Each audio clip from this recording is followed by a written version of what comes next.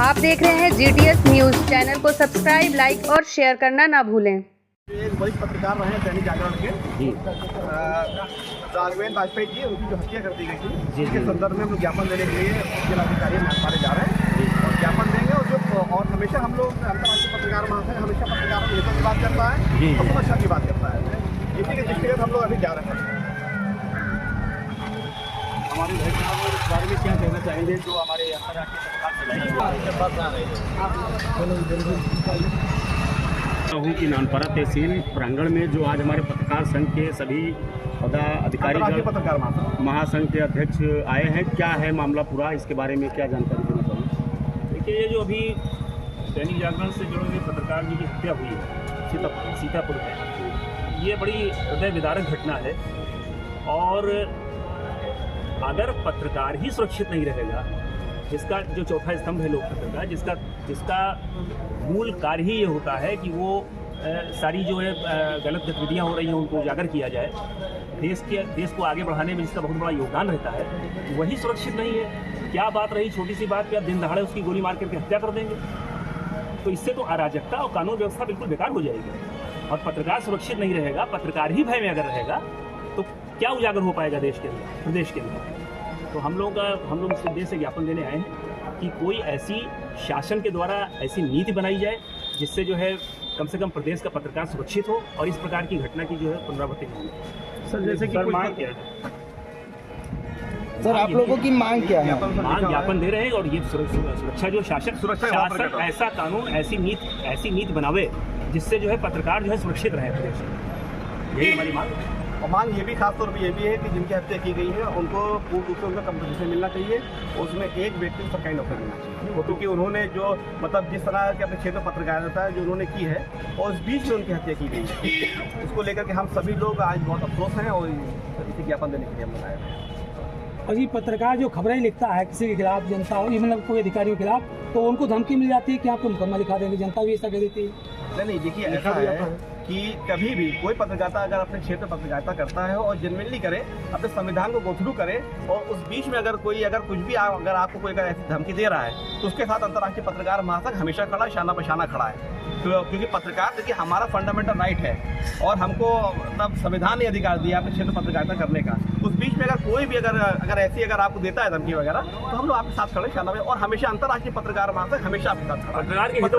पत्रकारों हितों से लेकिन हम लोग हमेशा जब भी रैली निकालते हैं हमारा उद्देश्य यही रहता है कि अपने क्षेत्र पत्रकारिता करिए और संविधान को गो थ्रू करके अपने क्षेत्र पत्रकारिता करिए। यदि अगर आप संविधान को पढ़ते हैं, अपने क्षेत्र पत्रकारिता को अगर आप करते हैं तो कोई आपको बाल बाका नहीं कर सकता। ये मेरी गारंटी है इस तौर पे। उसके बाद देखो अगर आपको प्रताड़ित कर रहा है तो मैं लोग पूरा अंतर्राष्ट्रीय पत्रकार महासंघ आपके साथ शाना बशाना खड़ा है, हर पत्रकार। मतलब सर जी, आए दिन ऐसी ही बात होती है, जब भी कभी खबर लिखी जाती है तभी यही धमकियां को मिलती है कि हम आप मुकदमा लिखा देंगे। उसके साथ हमेशा अंतर्राष्ट्रीय पत्रकार महासंघ खड़ा, वो आप लोगों को अवगत है, हर आदमी यहाँ जानता है। अंतर्राष्ट्रीय पत्रकार महासंघ चाहे वो हमारे संगठन से जुड़ा हो या किसी अन्य संगठन से जुड़ा हो। मैं आपसे एक बात यहाँ और भी बात कहना चाहता हूँ कि अंतर्राष्ट्रीय पत्रकार ये नहीं कि पत्रकार है, चाहे हमसे जुड़ा हो चाहे ना जुड़ा हो, हम उसकी सदैव मदद करेंगे, हर हाल में मदद करेंगे, हर किस्मत में।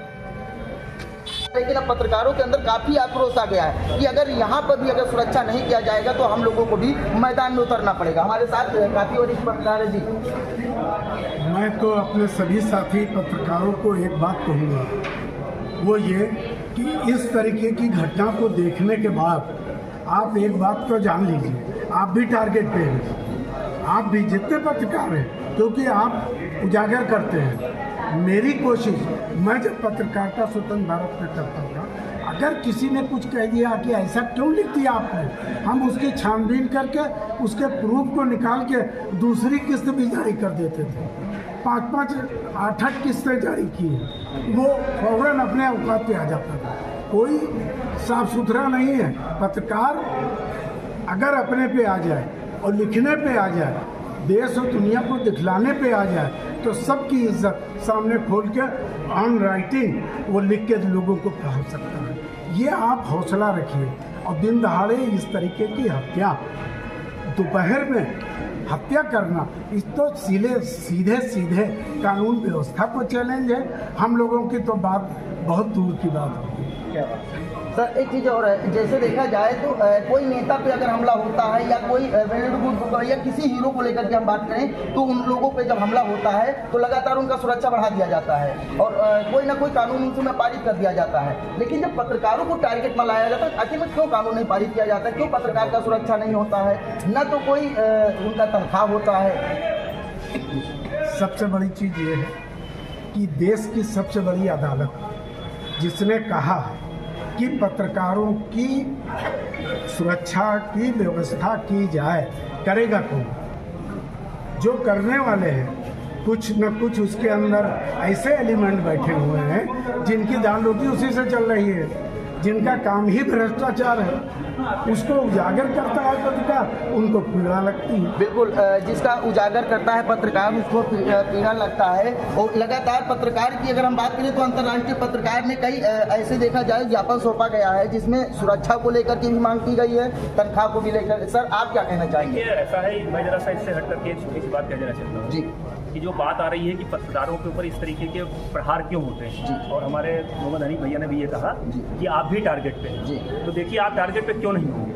एक वो जो भ्रष्टाचार का एक फ्लो चलता है ना, इजी फ्लो, तो उसके लिए क्या कहा गया है कि धरा बेच देंगे, गगन बेच देंगे, कली बेच देंगे, चमन बेच देंगे, कलम के सिपाही अगर सो गए तो वतन के मसीहा वतन बेच देंगे। बिल्कुल बिल्कुल। तो आप ये जान लीजिए कि आप वो बाधा है, वो इस इजी फ्लो की बाधा है, तो आपको तो हटाने का प्रयास किया ही जाएगा।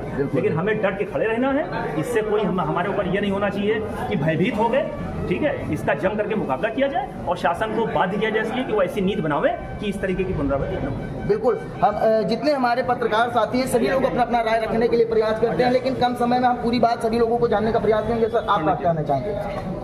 कहना चाहूँगा कि विगत दिनों में 8 मार्च को हुई हत्या के काफ़ी दिन हो गए हैं, अभी तक इतने पत्रकारगण ज्ञापन देते देते अभी समय बीता जा रहा है। यही हत्या नहीं हुई थी, केवल चैलेंज हुआ था माननीय मुख्यमंत्री जी के लिए और 24 घंटे के अंदर वो अपराधी सामने लाकर खड़ा कर दिया गया था। क्या उनके लिए प्रशासन दूसरा था?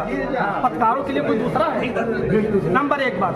दूसरी बात कि यदि कहीं उस अपराधी को हम हत्यारा नहीं कहेंगे, उसको हम आतंकवाद कहेंगे।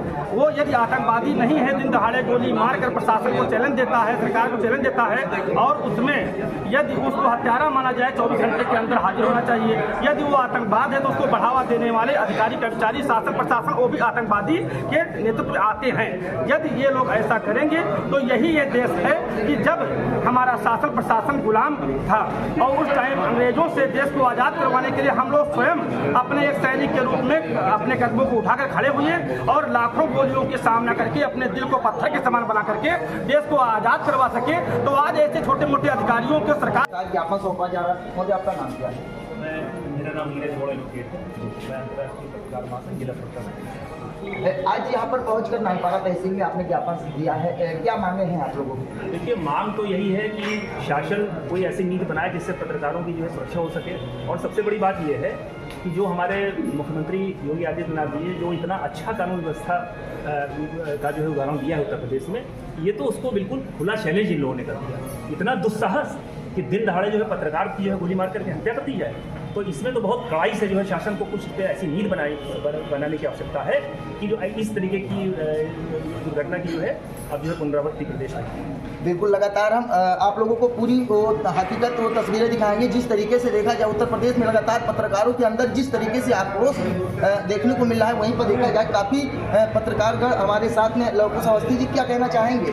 भाई साहब, जो हत्या हुई है इसके संदर्भ में तो बड़े से बड़े कानून व्यवस्थाएं सुनिश्चित करानी चाहिए जी। जो भी ये हुआ है बहुत ये है, पुनरावृत्ति इसकी न हो तो ज़्यादा ठीक है, नहीं तो हम लोग इससे भी बड़े कदम उठाएंगे जो सरकार को डगमगाने की भी क्षमता प्रदर्शित की जाएगी। आखिर में देखा जाए लवकुश जी, आखिर में देखा जाए पत्रकारों को ही क्यों टारगेट में लिया जाता है? आखिर में जब पत्रकार अपनी सच्चाई के साथ में वो कोई भी खबर प्रकाशित करता है तो क्यों आखिर पत्रकारों को टारगेट किया जाता है? आखिर पत्रकारों को सुरक्षा क्यों नहीं लागू किया जाता है? देखिए, पत्रकारों को इसलिए टारगेट किया जाता है क्योंकि वो उजाले को बिल्कुल प्रदर्शित कर रहे हैं।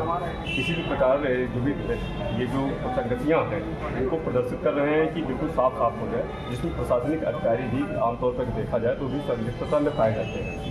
लगातार देखा जाए पत्रकारों के ऊपर जिस तरीके से उत्पीड़न हो रहा है, काफ़ी हम कैमरामैन से बताएंगे कि आप यहाँ की पूरी तस्वीरों दिखाइए।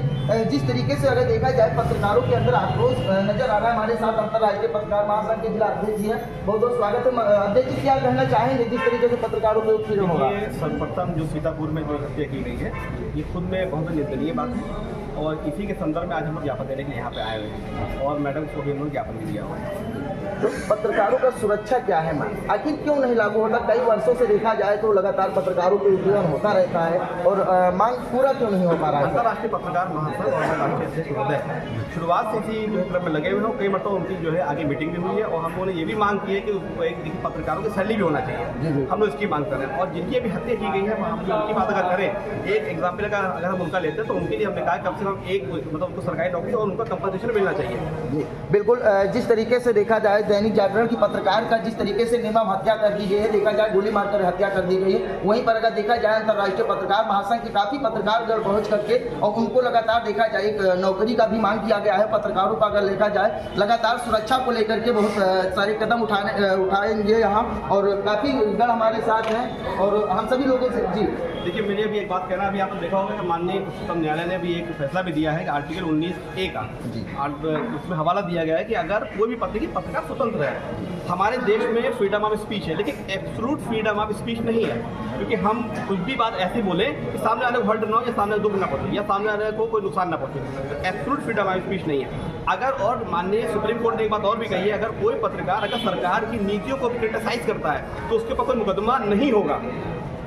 जी बिल्कुल। सोचिए, लेकिन सर धमकियां तो मिलते रहते हैं। धमकियां जो मिलती, देखिए अभी देखिए हमारे अवस्थी जी ने बहुत अच्छी बात बताई कि अगर चीज़ों को उजागर किया जाएगा, देखिए वो तो आप भी जान रहे हैं, हम भी जान रहे हैं, ऑन कैमरा में हूँ, ये बात आप भी जान रहे हैं। हर चीज़ को अगर उठाया जाएगा, किसी चीज़ को आगे लाया जाएगा तो हर आदमी उसके पीछे खड़े हैं, है ना, आप समझ रहे हैं ना? वो जो पीछे खड़ा है वो उसको कहीं ना कहीं होता है। तो इसके लिए हम लोग पूरी कोशिश रहती है कि पत्रकारों हितों की बात करते हैं, पत्रकारों सुरक्षा की बात करते हैं। माननीय हमारे योगी आदित्यनाथ जी हैं, वो भी इसके ऊपर काम को कर रहे हैं, उन्होंने बहुत सफल। बिल्कुल, लगातार आप लोगों को वो तस्वीरें जरूर पहुंचाने का हम प्रयास करेंगे। जिस तरीके से देखा जाए पत्रकारों के ऊपर उत्पीड़न हुआ, पत्रकारों में देखा जाए काफ़ी आक्रोश देखने को मिल रहा है। अगर देखा जाए उत्तर प्रदेश में हर जगह, हर प्रदेश में अगर बात करें तो हर जगह देखा जाए तो पत्रकारों के अंदर उत्पीड़न लगातार रहता है। लेकिन अब पत्रकारों के अंदर काफ़ी आक्रोश आ गया है कि अगर यहाँ पर भी अगर सुरक्षा नहीं किया जाएगा तो हम लोगों को भी मैदान में उतरना पड़ेगा। हमारे साथ काफ़ी वरिष्ठ पत्रकार है। जी मैं तो अपने सभी साथी पत्रकारों को